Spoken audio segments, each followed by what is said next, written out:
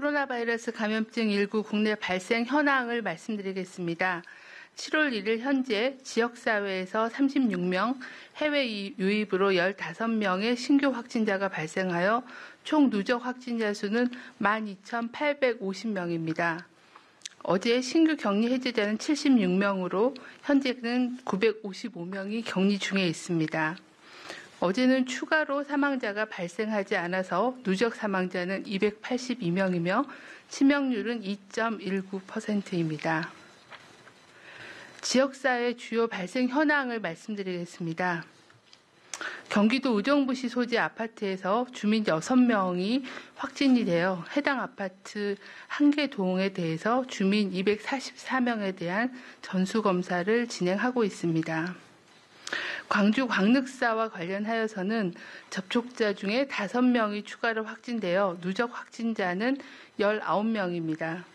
구분으로 보시면은 광륵사에 방문하신 분들 중심으로 해서 12명이 발생하였으며 금양빌딩 관련된 방문 판매 관련된 확진자가 6명, 그리고 암호화폐 설명에 관련해서 확진자가 1명이 확인된 상황입니다.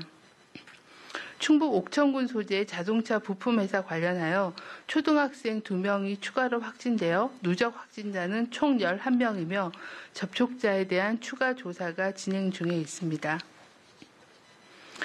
해외 입국자 현황을 말씀드리겠습니다. 어제 확진된 해외 유입 확진자는 15명이며 추정 유입 국가는 미주 1명, 그리고 중국 외 아시아 지역이 14명으로서 카자흐스탄 8명, 이라크 3명, 필리핀 1명 등입니다. 중앙방역대책본부는 최근 부산 감천항에 입항한 러시아 선박에서 집단 감염이 발생하는 등 코로나19의 지역사회 유입 방지 필요성이 더욱 커짐에 따라 항만 검역을 강화할 계획입니다. 7월 1일부터 코로나19의 검역관리 지역을 전 세계로 확대하는 한편 모든 입항 선박에 대해서는 출항한 국가의 위험도, 그리고 입항 선박의 승선자의 접촉 정도, 또한 국내 입국 하선자의 위험도 등을 고려하여 코로나19의 위험이 있는 선박을 중심으로 승선 검역을 강화할 계획입니다.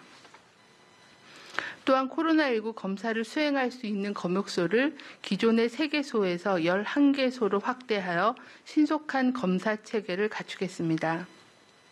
교대 목적으로 하선하는 선원에 대해서는 전수 진단검사를 실시하고 14일간 자가 또는 시설 격리를 하도록 하며 외국인에 대해서는 진단검사 결과가 음성으로 확인된 경우에는 시설 격리 기간 중이라도 출국을 허용할 예정입니다.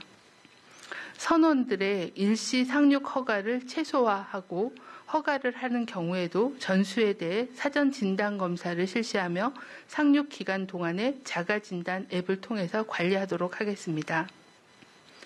화물을 하역하거나 산적할 시에는 선원들과 작업자 간에 접촉이 일어나게끔 비대면, 비접촉을 원칙으로 작업을 하되 마스크 착용 등 방역 수칙을 잘 준수하도록 관리를 강화하겠습니다.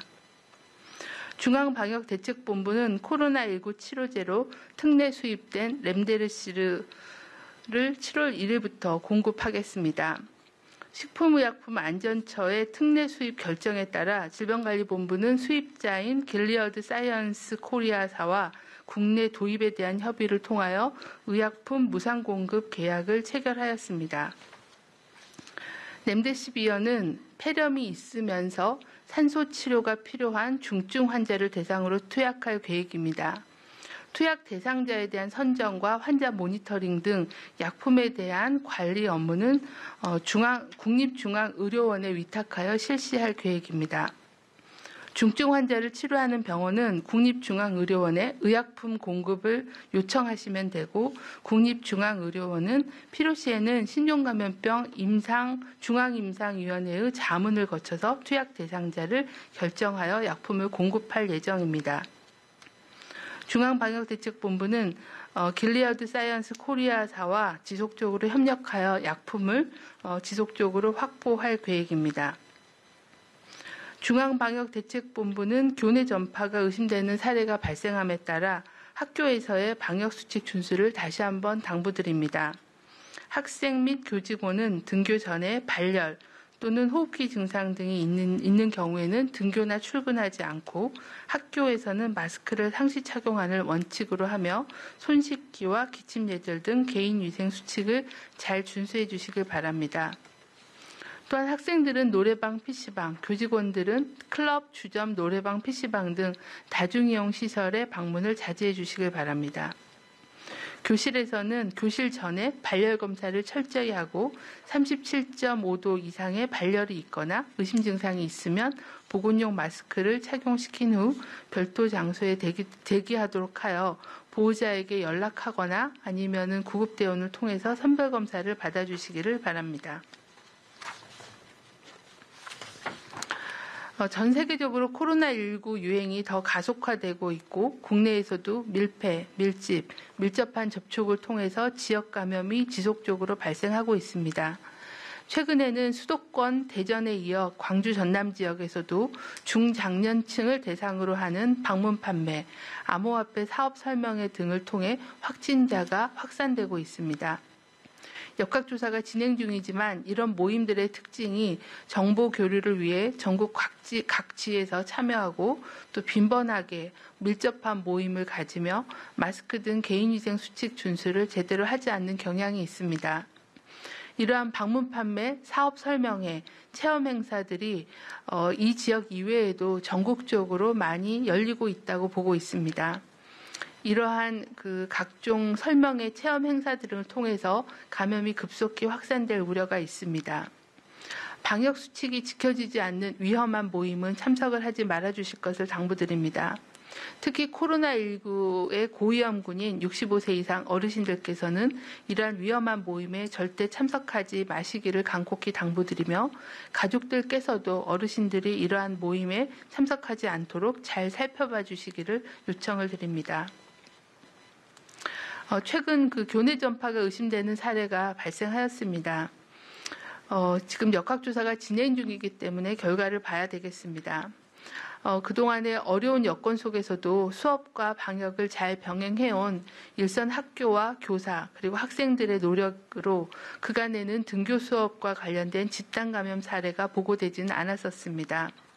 하지만 코로나19의 특징이 경증이면서 무증상 감염이기 때문에 이러한 지역사회 또는 학원 등 학교 밖 감염이 학내로 유입성은 언제든지 있고 피하기가 어려운 상황입니다. 추후에도 교내 환자가 발생하더라도 특별히 해당 학교와 학생의 잘못은 아니기 때문에 이들에 대한 비난이나 아니면은 그런 것들을 하지 않아 주시기를 당부를 드립니다. 하지만은 교내 방역 수칙을 철저히 점검하는 계기로 삼아서 부모님의 심정으로 어린 학생들의 안전과 불안해하는 마음을 먼저 살펴봐 주시기를 요청을 드립니다. 방역 당국도 학생 대상 전수 검사 등 추가 확산이 있는지 확인하고 추가 전파를 차단하는 데 교육 당국과 긴밀하게 협력하여 최선을 다하겠습니다.